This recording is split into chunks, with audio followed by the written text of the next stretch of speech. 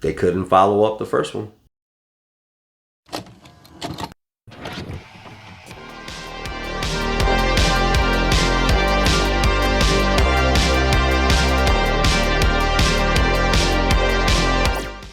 What's going on, people? Alex Thorn here, and I'm just a rock and roller who in his downtime likes to watch movies while wearing a bandana. And I hope you're digging the brand new branding of the channel. A year and a half into this, I figured, you know what, it is time to personalize this a little bit more, because everything you saw in the last year and a half was done in one night in terms of the branding, the logo, the music. Everything was done in one night. The night that the idea came up, at 10 o'clock at night, it was done by 5 in the morning, and the first video was posted, the channel was created, the email, everything.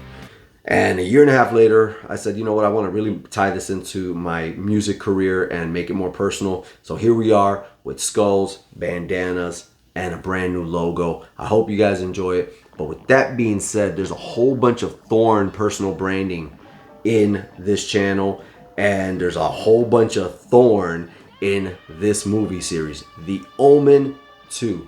I'm on part 2 because I actually reviewed part 1 and the remake in another video, what I'll put up right here on the card section. It's called Versus, and I pitted the original 1976 version versus the 2006 version. And obviously the original won because it had all the heart that this particular one is missing.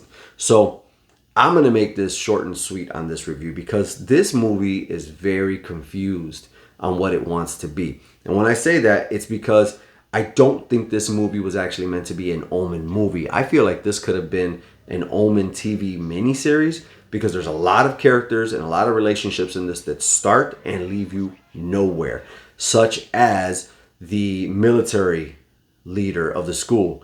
He's, for some reason, despite it being mentioned in the very beginning of this movie by another character who says he's the only person that knows about Damien, for some reason this military guy has a relationship with Damien or a connection to Damien because they're both orphans, and he knows, later on revealed in the movie, that Damien is somebody special and needs to read his Bible to find out who he is.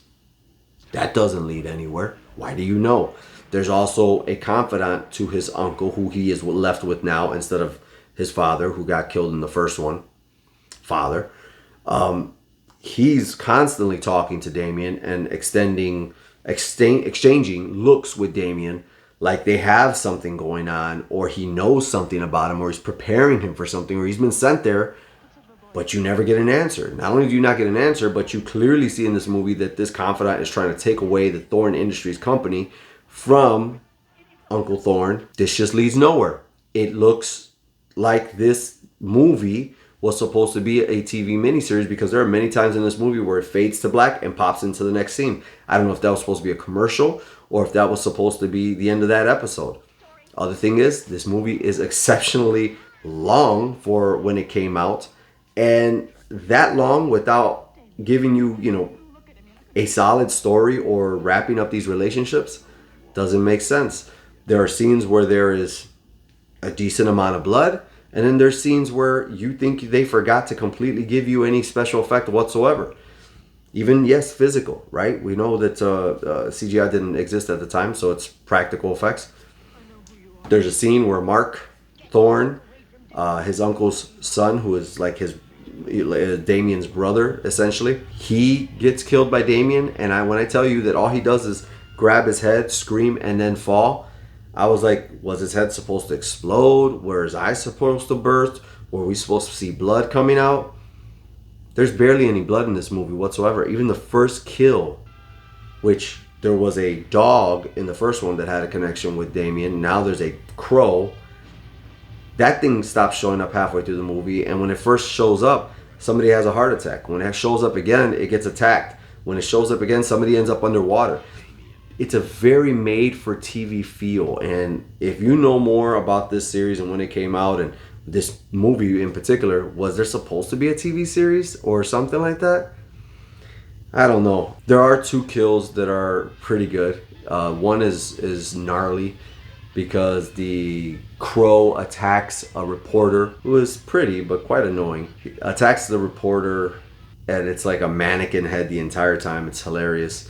And I think they try to try to say that it gouged out her eyes. They don't actually show it to you. They just kind of show her having a bloody face and some missing eyeballs. It looks poor again. Again, 1978. And then she gets hit by a truck and it's clearly a dummy. So that's pretty gnarly. And then there's a gruesome kill where a doctor who simply discovers that Damien's DNA is different than his cousin's DNA. And for that reason, he has to die. He falls down in an elevator and you think he's going to explode at the bottom with glass and, get crushed. No, it stops at the 3rd floor and the cable breaks and splits him in two. And it was like, me and my son watched it and we were like, we were not expecting that because the rest of the movie just didn't have anything like that. So as far as acting, I'm going to give The Omen 2 4 bandanas out of 5 because I think everybody did their job well. As for effects, I'm going to give it 2 bandanas out of 5 because it just wasn't really there. And as for story, I'm going to give it a 1 bandana. This just did not make the cut.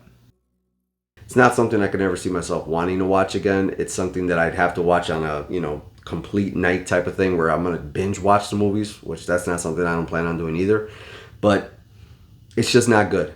If the original was up here, this one is just way down here. Disappointment of a sequel. Guys, I'm Alex Thorn. You know what I got to do. I got to rock out so I can watch some movies and review them for you.